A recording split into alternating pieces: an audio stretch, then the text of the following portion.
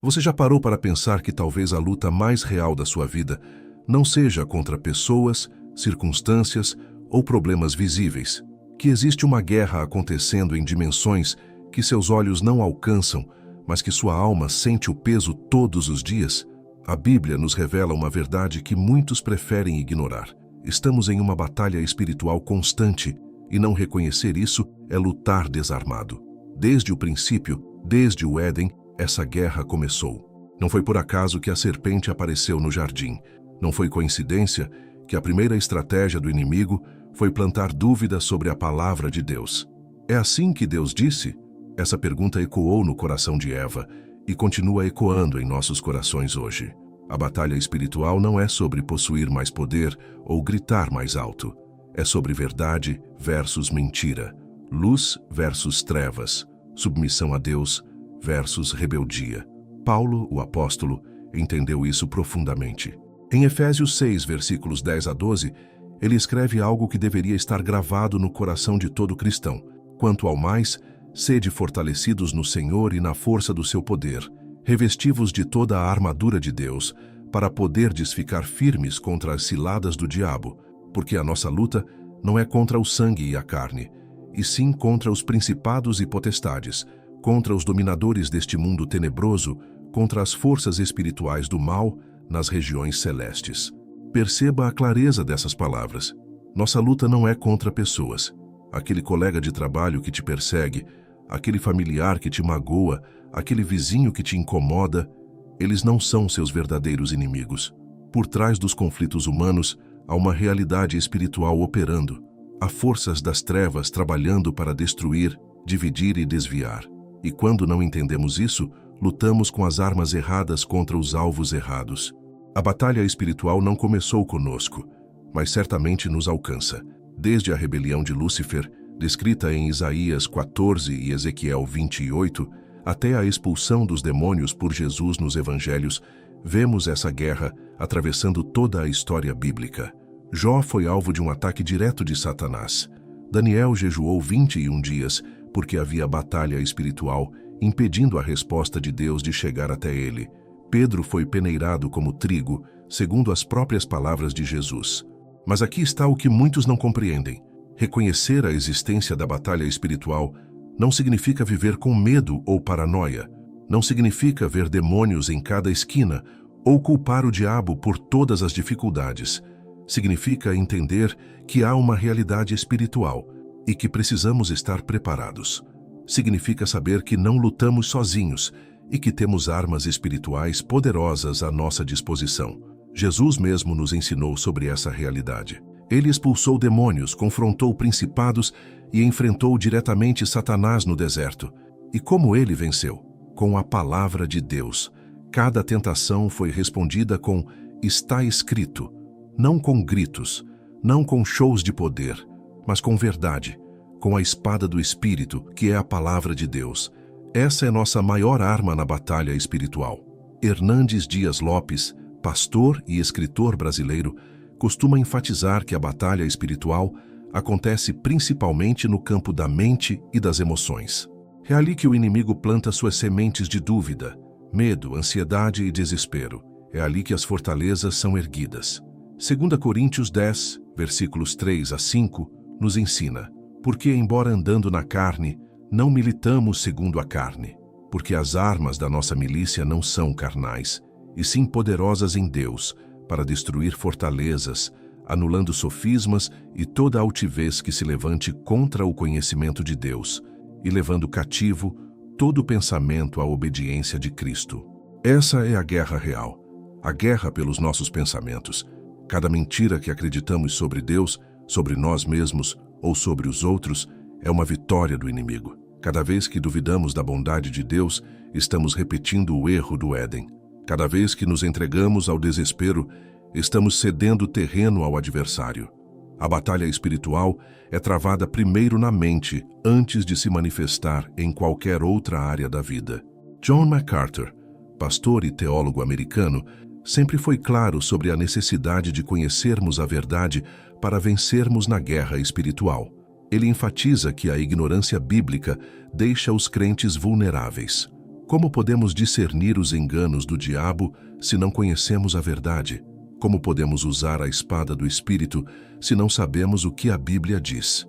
O conhecimento profundo das Escrituras não é opcional na vida cristã. É uma questão de sobrevivência espiritual. Mas vamos além da teoria. Como vivemos isso no dia a dia? Como aplicamos essas verdades quando acordamos cansados, quando os problemas parecem não ter fim, quando sentimos que estamos sendo atacados de todos os lados? A resposta está na armadura de Deus, descrita em Efésios 6. Não é uma armadura física, é uma armadura espiritual que vestimos pela fé, pela verdade, pela justiça, pela paz, pela salvação e pela palavra. Vestir a armadura significa começar o dia consciente da batalha, significa orar antes de agir, significa meditar na palavra antes de enfrentar o mundo, significa guardar o coração com toda diligência, porque dele procedem as fontes da vida, como Provérbios 4, 23 nos ensina. Significa não dar lugar ao diabo, conforme Efésios 4, 27 nos adverte. Significa vigiar e orar para não cair em tentação. A batalha espiritual também tem muito a ver com nossa comunhão com Deus. Quanto mais próximos estamos dele, mais protegidos estamos. Tiago 4, 7 diz: Sujeitai-vos, portanto, a Deus, mas resisti ao diabo e ele fugirá de vós. Perceba a ordem.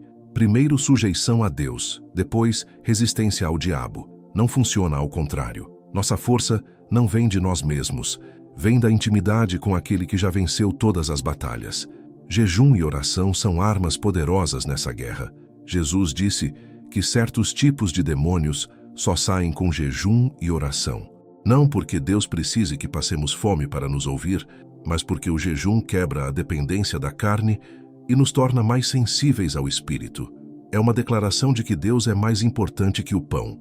É um ato de guerra espiritual contra a nossa própria natureza carnal. Mas há algo que muitos esquecem. A batalha espiritual não é individual. Fomos chamados para lutar juntos como o corpo de Cristo. Quando um membro sofre, todos sofrem. Quando um é atacado, todos devem interceder. Eclesiastes 4:12 nos lembra: se alguém quiser prevalecer contra um, os dois lhe resistirão.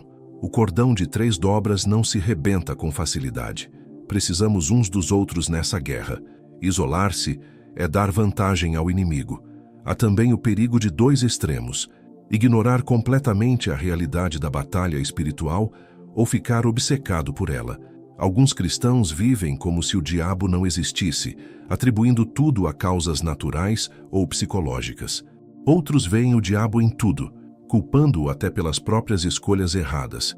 O equilíbrio está em reconhecer a realidade espiritual sem perder de vista nossa responsabilidade pessoal e as causas naturais das coisas. Precisamos entender que nem todo problema é ataque espiritual. Às vezes é apenas consequência de nossas escolhas.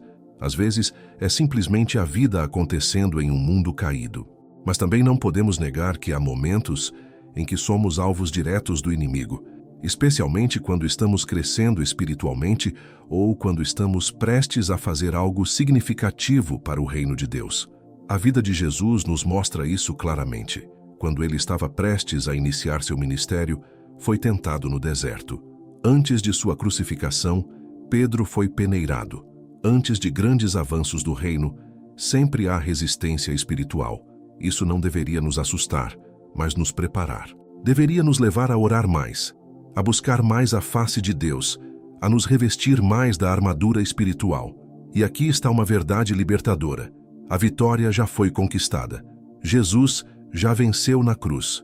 Colossenses 2:15 declara que ele despojou os principados e potestades e os expôs publicamente ao desprezo, triunfando sobre eles na cruz.